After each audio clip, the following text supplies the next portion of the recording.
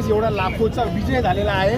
मी सगळ्यांसाठी एक शब्द देतो की महायुती सर्वांच्या कल्याणासाठी कटिबद्ध आहे आणि हा जो विजय आहे तो छत्रपती संभाजीनगरमधल्या प्रत्येक पक्षाच्या प्रत्येक कार्यकर्त्याचा आहे, ज्यांनी मेहनत केली, दिवसन रात्र सगळ्यांनी काम केलं। त्याच्यामुळे त्या सर्वांचं आम्ही अभिनंदन करतो आणि निश्चितच पुढच्या 5 वर्षामध्ये छत्रपती संभाजीनगरचा विकासासाठी आम्ही कटिबद्ध आहोत, सर्वांच्या विकासासाठी कटिबद्ध आहोत, हा शब्द आम्ही देतो।